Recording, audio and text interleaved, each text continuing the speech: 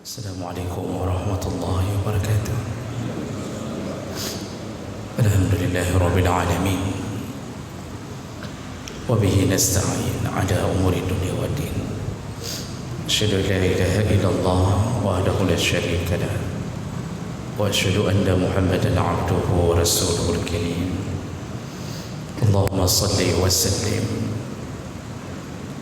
ala nabiyyina وسيدنا المصطفى محمد وعلى آله وأصحابه أجمعين أما بعد رب اشرح لي صدري ويسر لي أمري واحلل عقدة من لساني يفقهوا قولي.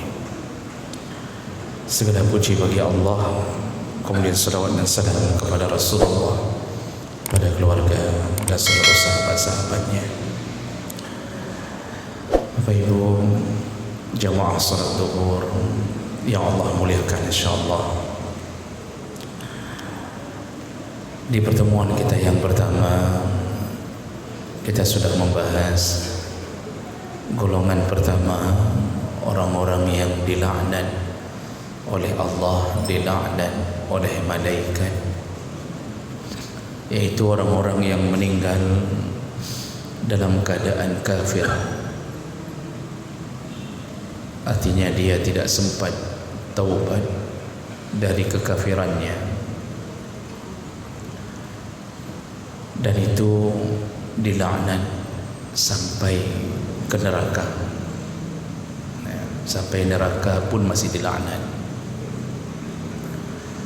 Baik, kita sambung orang berikutnya yang dilaknat oleh Allah, oleh malaikat, yaitu orang-orang yang mencaci maki sahabat Nabi sallallahu alaihi wasallam. Orang-orang yang melaknat, mencaci, melecehkan, merendahkan sahabat Nabi sallallahu alaihi wasallam, maka mereka terlaknat di sisi Allah dan para malaikat. Dan ini berdasarkan hadis Nabi sallallahu alaihi wasallam. Rasulullah sallallahu alaihi wasallam berkata dari Abdullah bin Abbas radhiyallahu anhuma, qala Rasulullah sallallahu alaihi wasallam, man sabba ashabi, barang siapa yang mencaci sahabat-sahabatku, fa alaihi la'natullah wal malaikati wan nasi ajma'in. Orang yang berani mencaci sahabatku, maka dia mendapatkan laknat Allah, laknat malaikat dan seluruh manusia. Jemaah melakukan Allah Subhanahu wa taala. Sahabat, definisi sahabat yaitu orang-orang yang hidup di zaman Nabi dan beriman kepada Nabi.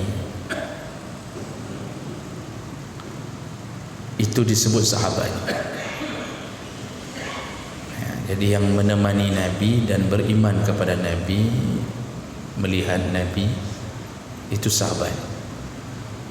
Maka ada orang yang hidup di zaman Nabi tapi tidak menyatakan keimanannya kepada Nabi, maka tidak disebut sahabat walaupun dia sempat melihat Nabi. Dan begitu juga tabi'in. Tabi'in orang-orang yang hidup di zaman sahabat, sempat melihat sahabat dan menyatakan keimanannya seperti keimanan sahabat. Itu tabi'in. Jadi tidak semua yang melihat Nabi disebut sahabat. Dan itu Nabi sendiri yang mengatakan bahasa sahabat. Ya, ashabi, ashabi, kata Rasulullah. Sampai pada suatu hari pernah Rasulullah mengatakan bahawa beliau merindukan kekasih-kekasihnya. Beliau merindukan Khalil, iaitu kekasih-kekasihnya. Jadi sahabat yang mendengarkan istilah kekasih lalu bertanya kepada Nabi, bukankah kami kekasihmu ya Rasulullah? Nabi menjawab, kalian bukan kekasihku, kalian sahabatku. Jadi siapa juga kekasih Nabi? Kekasih Nabi yaitu orang-orang, kata Rasulullah, kekasihku yaitu orang-orang yang ada setelah aku tiada. Dia lahir setelah aku tiada, tetapi masih taat dan beriman kepada aku. Jadi yang dimaksud Nabi, umatnya di akhir zaman yang tidak sempat melihat Nabi. Ini kan kita enggak sempat lihat Nabi. Kita enggak pernah melihat senyuman beliau, kita enggak pernah dengar suara Nabi. Tapi kita hanya membaca hadis-hadisnya, lalu kita taat. Kita taat pada hadis-hadis yang kita yakini kebenarannya, maka kita adalah kekasih-kekasih Nabi. Kalau dulu sahabat memang melihat Nabi, kita rupanya punya penghargaan sendiri di mata Rasulullah. Kita ini orang yang dijadikan kekasih oleh Rasulullah karena ada kelebihan, enggak pernah lihat tapi meyakini, tidak pernah mendengar suara Nabi tapi mencintai Nabi. Jadi ini kelebihan kita di akhir zaman. Jadi Bapak Ibu yang Allah muliakan, Nabi mengatakan dalam hadis tadi, yang terlaknat adalah orang-orang yang berani melaknat sahabat-sahabatku. Itu sahabat tadi. Sahabat Nabi itu ramai, tapi ada yang paling dekat. Jadi sahabat Nabi itu kalau di Madinah ya semuanya sahabat Nabi yang menyatakan keimanan. Namun ada orang-orang yang terdekat, terutama Khulafa' Rashidin, 4 khalifah itu paling dekat dengan Nabi. Dan di antara semua sahabat paling dekat ada yang paling bagaimana lagi istilahnya, lebih dekat lagi dengan Nabi, yaitu Abu Bakar radhiyallahu anhu. Satu-satunya sahabat yang menghabiskan harta untuk perjuangan Nabi adalah Abu Bakar. Umar bin Khattab dekat dengan Nabi, namun dia tidak berani mengeluarkan seluruh hartanya. Abu Bakar seluruh hartanya untuk Nabi sallallahu alaihi wasallam. Besarnya cinta Abu Bakar kepada Nabi, ketika di Gua Sur mengantarkan Nabi hijrah, Abu Bakar meletakkan kakinya di lubang-lubang di dalam gua agar kalaupun ada ular yang di dalam, yang berada di lubang itu, dia berharap biarlah dia yang digigit, jangan Nabi yang digigit. Dia sering berkata kepada Nabi, kalau aku yang meninggal, maka yang meninggal hanyalah seorang Abu Bakar. Tapi kalau engkau yang meninggal, maka matilah seluruh alam. Cinta sekali kepada Nabi sallallahu alaihi wasallam. Semua sahabat mencintai Nabi, dan Nabi mencintai sahabat. Rasulullah sallallahu alaihi wasallam menyebutkan dalam salah satu hadis, khairun nas qarni, sebaik-baiknya manusia adalah zamanku. Jadi manusia terbaik yang ada di alam ini itu adalah yang hidup di zaman Nabi, melebihi manusia manapun. Summa alladhi yalunahum, setelah itu baru zaman setelahku, yaitu zaman sahabat tanpa Nabi. Summa alladhi yalunahum, kemudian orang-orang setelahnya, yaitu masa tabi'in, berlanjut ke tabi'at tabi'in, dan seterusnya. Seburuk-buruknya zaman yaitu zaman ketika terjadinya kiamat. Karena nanti dalam satu hadis disebutkan, ketika terjadi kiamat memang yang merasakan kiamat itu adalah orang-orang yang terburuk. Jadi mereka yang beriman, bertakwa itu sudah habis, meninggal satu persatu. Yang melihat proses terjadi kiamat adalah manusia terburuk. Memang cuma maksiat yang mereka miliki. Jadi Nabi di sini menyebutkan bahawa zaman terbaik sepanjang sejarah dunia adalah zaman Nabi hidup dan di dalamnya ada sahabat-sahabat. Kenapa itu disebut zaman terbaik? Orang berfikir hari ini begini, cara berfikir orang. Wajar kalau sahabat mendapatkan surga karena mereka lihat Nabi langsung. Kan begitu cara berfikir orang. Wajarlah, urungnya yang tambang surga wajar, normal itu. Mereka lihat Nabi, mereka dapat janji langsung dari Nabi, mereka mendekat ke tubuh Nabi. Itu yang difikirkan. Tapi lupa difikirkan zaman itu zaman tersulit dalam menegakkan Islam. Bayangkan 13 tahun di Makkah berjuang di antara mayoritas kafir untuk bisa menegakkan agama. Otomatis darah menjadi taruhan. Kalau luka jangan ditanya dalam perasaan, diejek, dihina.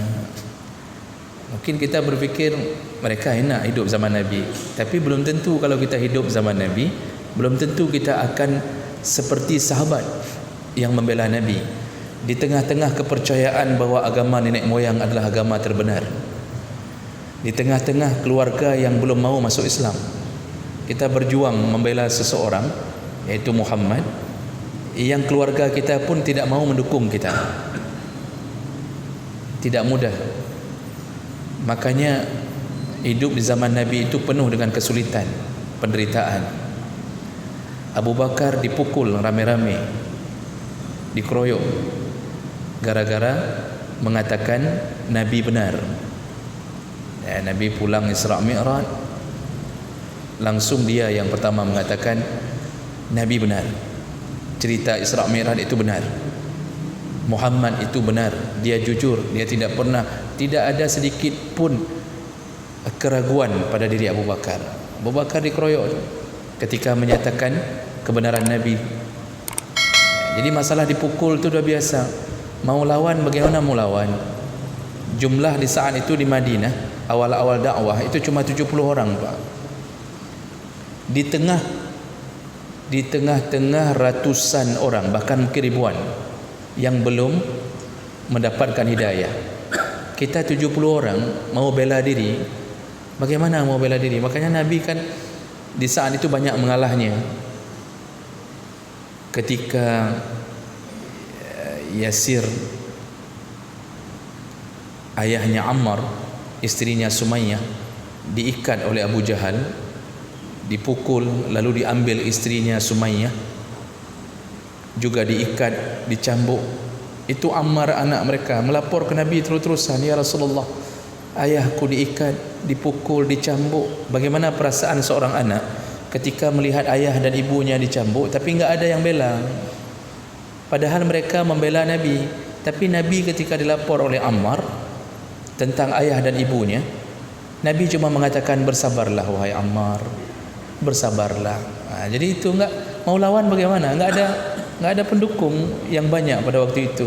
Bisa mati konyol, bisa dihabisi semua 70 orang itu kalau melawan langsung.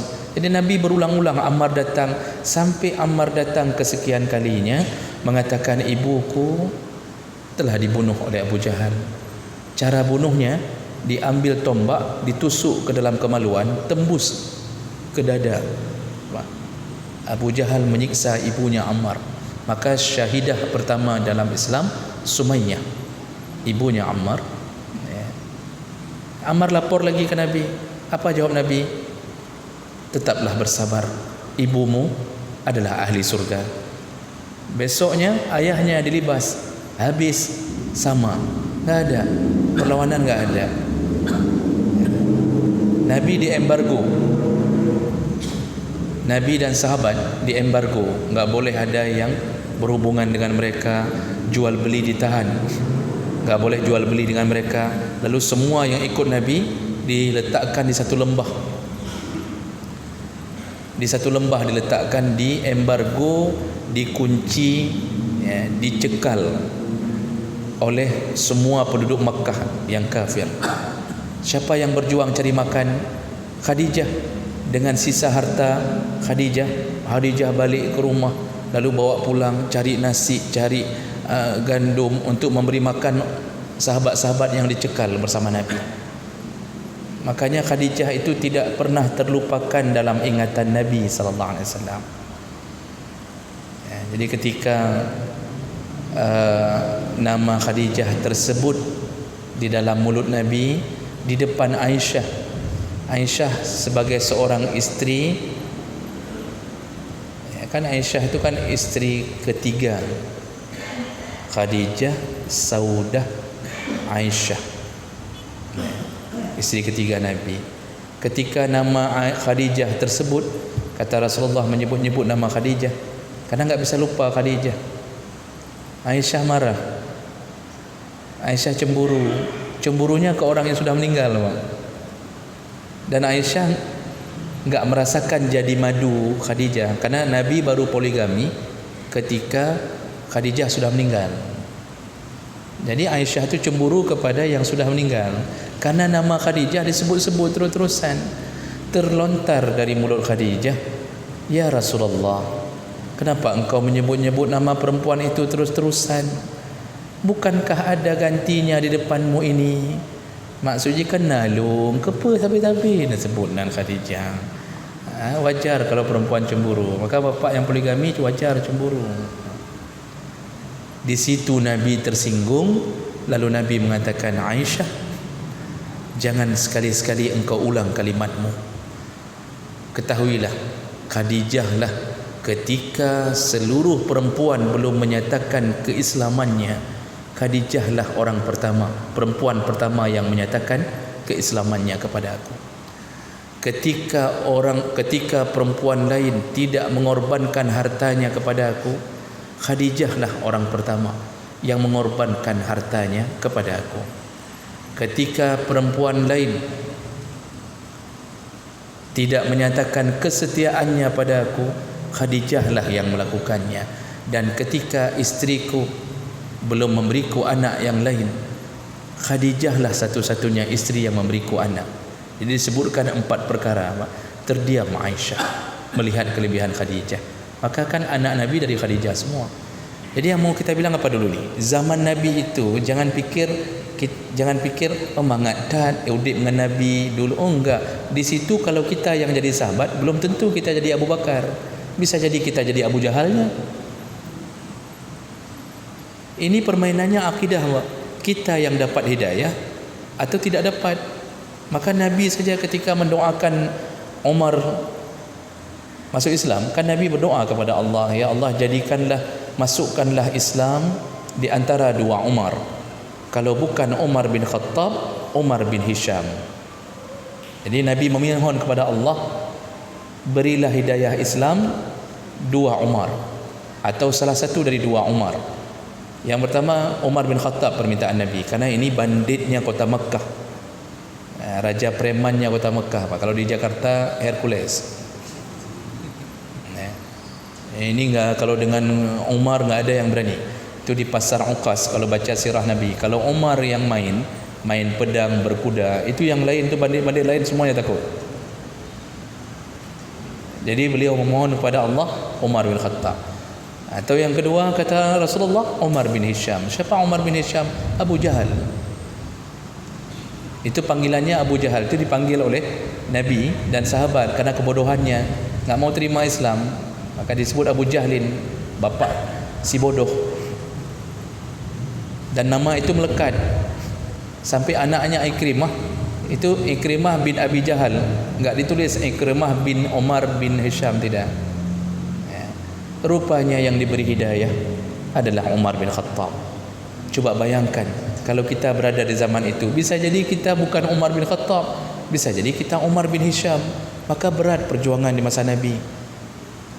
Sahabat itu tidak maksum.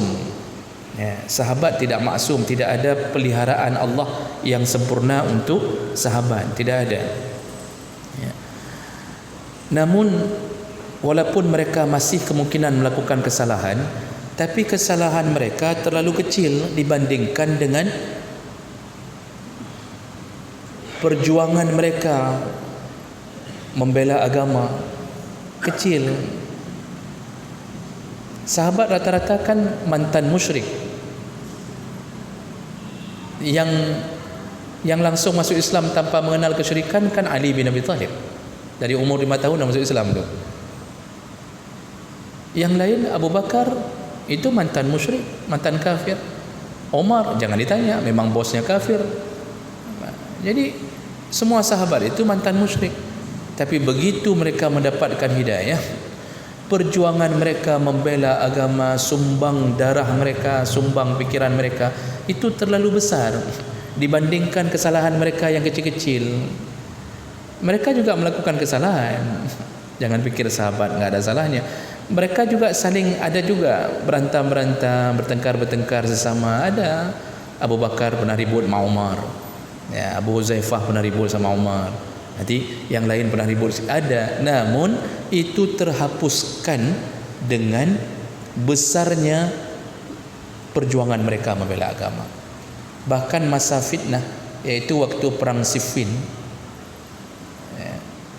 dan sebelumnya perang Waqi'atul Jamal, itu kan perang antar saudara itu. Aisyah bahkan memerangi Ali bin Abi Thalib, isteri Nabi memerangi menantu Nabi. Perang itu Waqi'atul Jamal. Gara-gara apa? Gara-gara darah Utsman yang tidak ketahuan siapa pembunuhnya. Jadi waktu Ali jadi khalifah, Aisyah dan sahabat menuntut Ali cari siapa pembunuh Umar, harus dikisas. Pembunuh Utsman. Ali enggak berani mencari, bukan karena tidak berani menjalankan syariat, tetapi karena waktu terjadi pembunuhan Utsman, bunuhnya rame-rame. Demo di istana, Pak. Apa yang dituntut?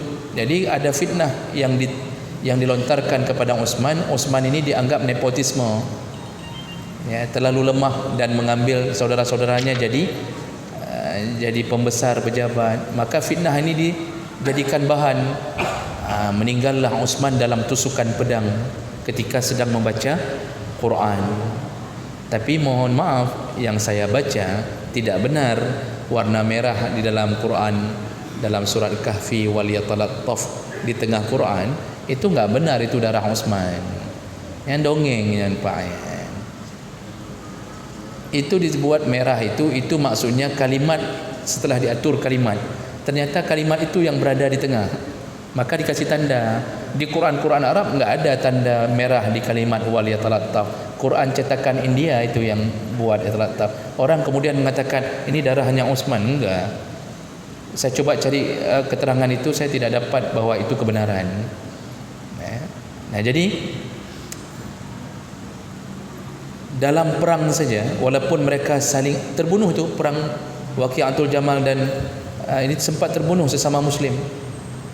Tapi kemudian contoh lain, waktu perang Siffin, itu kan Muawiyah berperang dengan Ali karena dia tidak mau jabatan gubernurnya di Damaskus dicopot oleh Ali. Dia diangkat oleh Utsman, dicopot oleh Ali. Muawiyah enggak terima. Ini dah mulai itu sesama sahabat, menunjukkan mereka enggak maksum dalam urusan itu.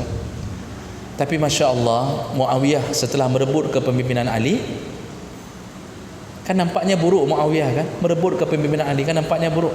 Ternyata begitu berdiri dinasti Umayyah, ini Muawiyah yang dirikan pertama, dinasti Umayyah. Setelah lewat 4 khulafa Rasyidin, Muawiyah menyebarkan agama sampai ke Eropah. Itu Spanyol itu jadi Muslim di masa siapa? Masa dinasti Umayyah. Jadi para ahli mengatakan memang Muawiyah pernah melakukan kesalahan, tapi perjuangannya untuk agama melebihi kesalahannya. Jadi oleh kerana itu Rasulullah mengatakan jangan coba-coba melaknat sahabat-sahabatku. Walaupun Rasulullah tahu ini sahabatnya pasti ada kesalahan-kesalahan. Kata Rasulullah dalam salah satu hadis, wala tasubbu ashabi, jangan engkau laknat sahabat-sahabatku. Falau anna ahadakum anfaqa misla uhudin, seandainya kalian, iaitu selain sahabat-sahabat, seandainya umatku selain sahabat ada yang berinfak dan jumlah infaknya satu gunung Uhud. Misal dia berinfak, kasih sedekah, jumlah sedekahnya melebihi satu gunung Uhud banyaknya. Misal mau kasih sedekah ke masjid satu gunung Uhud semen, contoh satu gunung Uhud semen, kan satu sak lagi pak, satu gunung Uhud. Apa kata Nabi? Walaupun kalian bersedekah satu gunung Uhud, zahaban, yang kalian sedekahkan itu emas sebesar gunung Uhud, ma balagha muddan ahadihim wala nasifahu, sungguh pahala kalian tidak bisa mencapai sedekah dari sahabatku walaupun satu mud atau setengah mud. Satu mud sedekah sahabat mengalahkan satu gunung Uhud sedekah emas dari kita. Kenapa bisa begitu? Kita ini, apa perjuangan kita menegakkan agama? Kita kan cuma terima pak ni. Kita seharusnya bersyukur, mereka habis-habisan. Khalid bin Walid tubuhnya enggak ada yang tidak terkena sabetan pedang. Khalid bin Walid enggak ada tubuhnya, begitu dia buka baju enggak ada yang enggak terkena sabetan pedang. Puluhan perang dia ikuti, semuanya menang. Walaupun ujungnya dia meninggal di atas kasur, sampai dia bersenandung bahawa seluruh pasukannya telah mati syahid, panglimanya mati di atas kasur. Dia waktu dia masih sakit di atas kasur, dia sedih sekali. Begitu hebat mereka. Mereka kalau mendengar Nabi tersakiti, itu enggak ada cerita. Mau kau robek-robek pun perut kami, 1000 tusukan pedang kami tidak peduli kalau Nabi tersakiti. Itu sahabat. Makanya sedekah kita walaupun banyak, berbanding sahabat, tidak sedikit pun mengalahkan sedekah mereka walaupun satu mud. Satu peluk beruh kurma atau kurmalah gandum mereka sedekah di masa-masa sulit, itu lebih hebat daripada sedekah kita. Kita ini bahkan ada yang model hari ini, jangankan berjuang menegakkan agama, malah banyak yang meruntuhkan agama. Dikasih jabatan untuk memperjuangkan agama, diruntuhkannya agama. Kita Islam, maksiat kita sebarkan. Padahal Islam kita tahu itu haram, tapi kita sebarkan supaya masyarakat melakukannya. Ini meruntuhkan agama. Nah kan jauh sekali kita dengan sahabat. Maka jangan coba-coba, kata Rasulullah, untuk melaknat sahabat Nabi SAW. Kita alhamdulillah ahlu sunnah wal jamaah, apapun kelompok-kelompoknya, walaupun organisasi macam-macam, yang namanya berlindung di bawah ahlu sunnah, tetap Allah sebagai Tuhan, Nabi sebagai Muhammad sebagai Nabi, dan kita tidaklah melakukan amalan melaknat sahabat. Jadi ahlu sunnah itu terpelihara daripada melaknat sahabat. Siapa yang hari ini paling getol, paling masyhur suka melaknat sahabat? Tidak ada lain, iaitu dari kelompok Syiah. Syiah itu sektornya banyak sekali pak. Sektor Syiah, Ismailiyah, Ghulatiyah, Syiah Imamiyah. Yang paling rusak, paling benci ke sahabat, Syiah Rafidah. Syiah Rafidah ni bergabung-gabung dengan Syiah Imamiyah. Syiah Imamiyah itu yang mempercayai 12 imam. 12 imam. Dulu di rumah-rumah nenek kita, waktu saya kecil-kecil tu, kadang-kadang kunjung ke rumah nenek-nenek itu ada foto Ali bin Abi Thalib. Foto diakui Ali bin Abi Thalib. Itu ada 11 orang lagi di belakang Ali. Terakhirnya Imam Mahdi. Itu kepercayaan Syiah. Kenapa kau ada di rumah-rumah nenek kita? Coba baca sejarah. Syiah itu masuk ke kita pak, di Aceh. Melalui mana? Melalui Perlak. kerajaan Perlak. Coba lihat nama-nama raja di Perlak, itu kan pakai Syah, Sultan, Mughayat, Syah. Syah itu bahasa Parsi, artinya raja, sultan. Kalau bahasa Arab, Syah itu kambing, Syatun kambing, tapi bukan bahasa Arab yang dimaksud situ. Syah itu bahasa Parsia, bahasanya orang Iran. Iran itu sumbernya orang-orang Syiah, masuk ke kita melalui Perlak, masuk ke Samudra Pasai Ahlu Sunnah dari para orang-orang India, Gujarat, Hadramaut yang kebetulan bermazhab Syafi'i. Dari sana masuk Syiah, maka muncullah efek kegiatan Syiah di kita. Coba baca buku sejarah Aceh yang dikarang oleh Abu Bakar Aceh Ali Hashimi yang menelusuri tentang ini. Itulah akar asal usul Syiah masuk ke Aceh. Maka amalan kita pun kadang-kadang berbau Syiah, dengan gaya-gaya Syiah. Kadang-kadang sampai tarian Syiah kita popularkan. Apa tarian Syiah? Tari sedati. Tari sedatu itu tari Syiah, Pak. Namanya saja Sayyidati, yaitu yang dimaksud Sayyidah Fatimah. Menari untuk Sayyidah Fatimah. Gayanya apa? Gaya Syiah. Pukul-pukul diri. Bapak lihat 10 Muharram, orang Syiah memperingati 10 Muharram, itu pukul-pukul diri. Ini pukul-pukul diri ini termasuk salah satu cara mengungkapkan kecintaan mereka kepada Husain yang terbunuh di padang Karbala. Masukkan ke tarian, maka tarian kita tarian pukul-pukul diri. Pernah diharamkan oleh ulama Aceh dari kalangan Ahlus Sunnah tahun 90-an, saya lupa tepat waktunya. Pernah itu muktamar mengharamkan tari sedati, tapi kemudian lembaga kesenian meminta untuk diteruskan, dianggap bahagian kesenian Aceh. Itu contoh. Makanya jangan heran sebahagian kita mentang melabur-melabur dengan Syiah, Pak. Walaupun benci Syiah, tapi kegiatan mubay-mubay termasuk kepercayaan. Nah, jemaah belaka Allah Subhanahu wa taala, orang Syiah Rafidah sampai hari ini bencinya ke sahabat. Sampai mereka ketika salat dan di luar salat, itu sebelum salam, saya sudah cek ke video YouTube salatnya orang Syiah. Itu sebelum salam, mereka bahkan ada doa yang mereka patenkan untuk diucapkan. Bunyi doanya iaitu Allahumma al'an sanamai Quraisyin. Ya Allah, laknatlah dua berhala Quraisy. Siapa yang dimaksud dua berhala Quraisy? Abu Bakar dan Umar. Mereka menyebutnya berhala Quraisy. Lalu mereka lanjutkan doanya, wajibtaiha. Kemudian setan-setan mereka. Jadi maksudnya Abu Bakar dan Umar ini setan itu bersama mereka. Ya Allah, laknatlah Abu Bakar dan Umar, laknatlah setan-setan yang bersama Abu Bakar dan Umar, karena mereka bersama setan. Wa taghutaihima, dan tagut keduanya.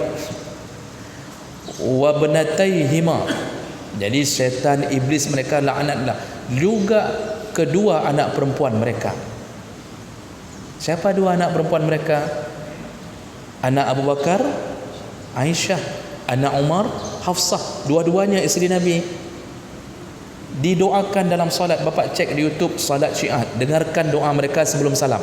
Ada yang berdoa setelah salam. Ini kalimat ini oleh Syiah Rafidah itu selalu diucapkan, Pak.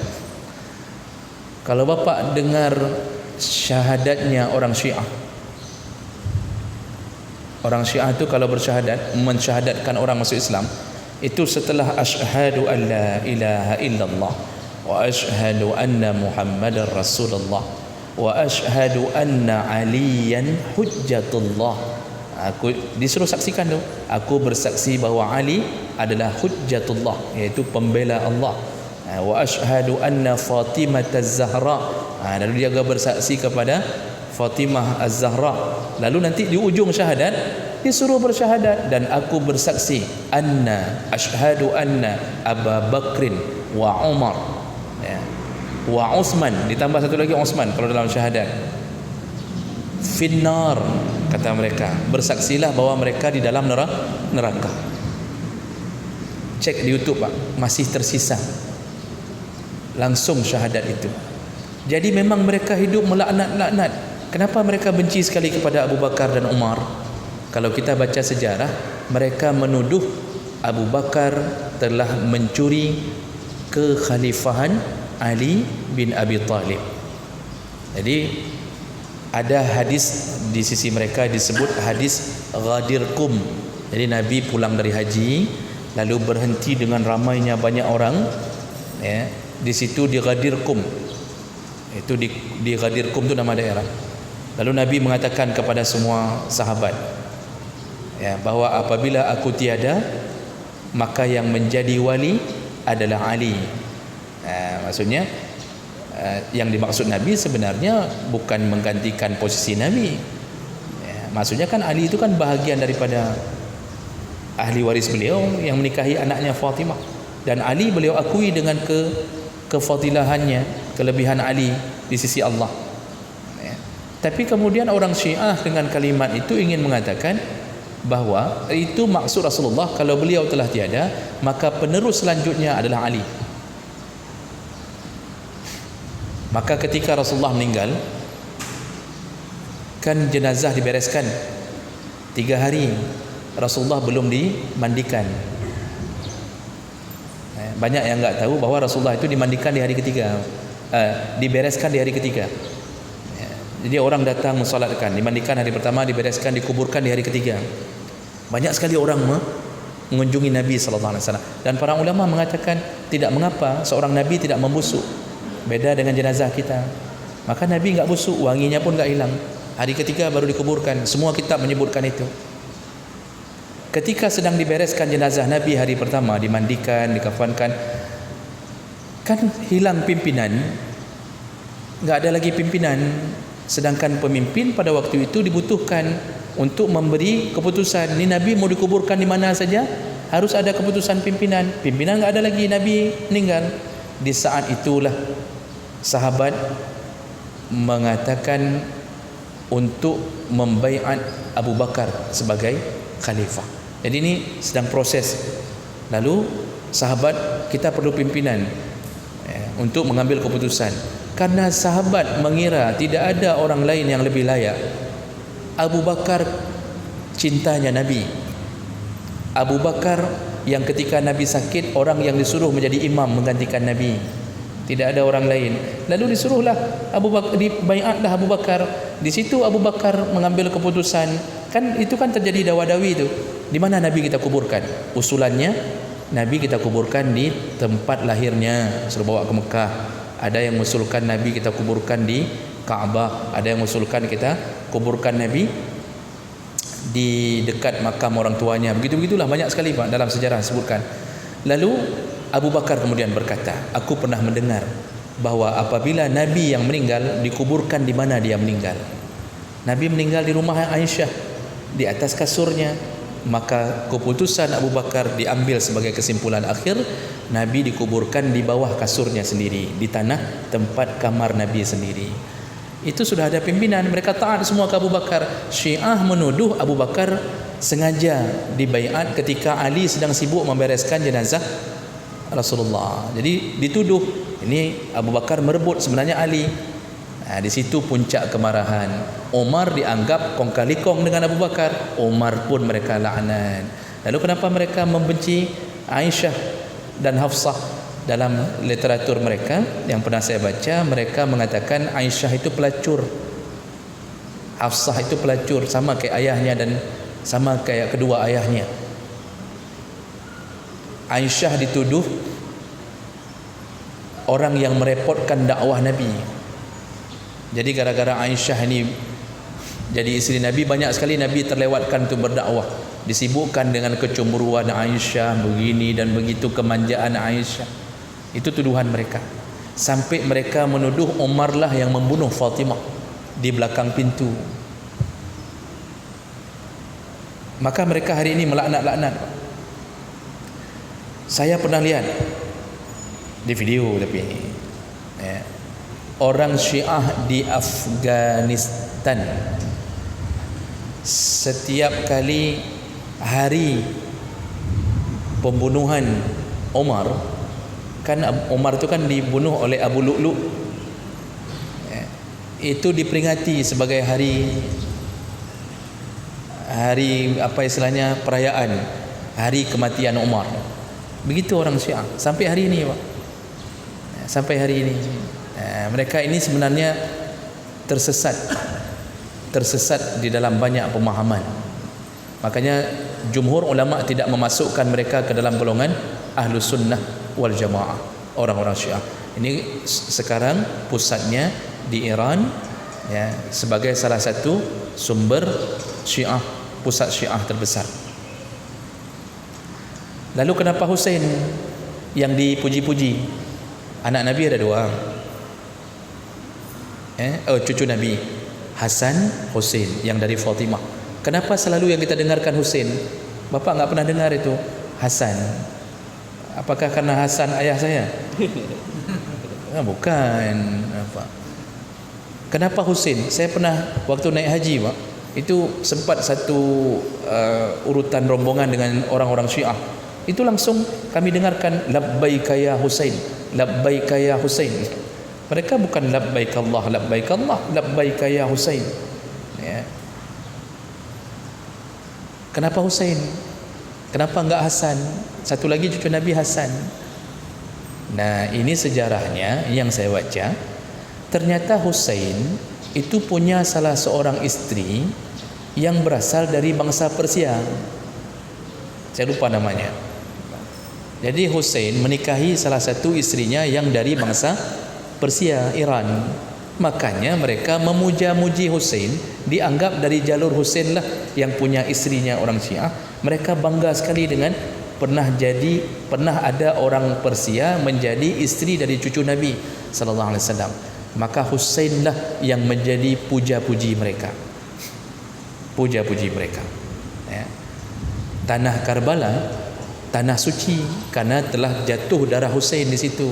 Makanya orang Syiah kalau salat itu ada tanah liat yang dibulit-bulit, bulit-bulit, dijadikan bundaran, bulan, duduk bulan, lagi batai bulan, ya, digumpal begitu, sebesar ini bulat-bulat. Kami sudah lihat langsung berapa kali tangan orang Syiah. Itu kalau salat sujudnya di atas itu. Jadi mereka enggak sujud langsung di atas sajadah, ditaruh itu di tempat sujud, ini dahi ini nempel ke situ. Kenapa? Inilah tanah tersuci di seluruh alam, melebihi tanahnya Kaabah. Makanya kalau Bapak lihat orang Syiah itu, ciri-cirinya orang Syiah, kalau mereka tidak bertaqiyah, taqiyah itu mereka sering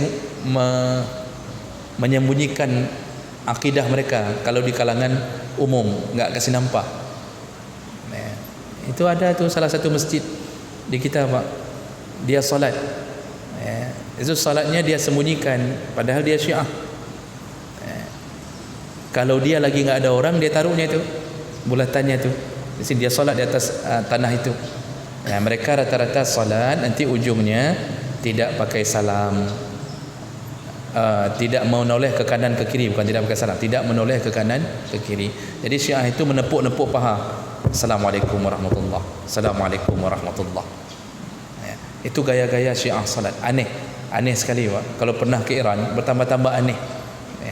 Kita lihat kehidupan di sana, bertambah aneh. Jadi jemaah belaka Allah Subhanahu wa taala, mereka lah pelaknat Nabi, dan mereka dilaknat oleh Allah, dilaknat oleh malaikat. Sudah cukup hadis-hadis Nabi menyebutkan kesesatan mereka. Jadi janganlah kita merasa hebat orang Syiah yang berani memerangi Amerika. Orang Syiah dulu yang berani memerangi Iraq siapa? Juga Iran. Didukung oleh siapa? Amerika. Semua drama saja itu semuanya, Pak. Drama itu. Ini hancurnya hari ini Ahlus Sunnah. Salah satu peranan yang paling banyak menghancurkan adalah Syiah. Dihabisi orang-orang Sunni di Iraq dan di Iran oleh Syiah. Bahkan hari ini Iraq itu setengahnya sudah berubah jadi Syiah di bawah pimpinan Bashar al-Assad. Itu di Damaskus, maksud saya, ya, di Syria. Hancur. Kenapa Syria itu? Hancurkan Syria, sampai mengungsi sampai hari ini enggak jelas Syria itu. Itu pimpinannya Bashar al-Assad itu berhaluan Syiah. Maling pantang dia kalau orang Sunni mencoba menyerang Syiah, dihabisinya. Perang saudara terjadi, maka hati-hati berkembangnya Syiah. Ya, karena kebencian mereka terhadap Ahlus Sunnah kuat sekali. Kuat sekali. Sahabat saja dihabisinya dengan cacian mereka, apalagi Ahlus Sunnah. Nah, jadi jemaah maka Allah Subhanahu wa taala, orang kedua yang dilaknat oleh Allah, malaikat dan seluruh manusia adalah yang melaknat sahabat Nabi sallallahu alaihi wasallam. Baik, saya berhenti di sini. Ada waktu 7 menit.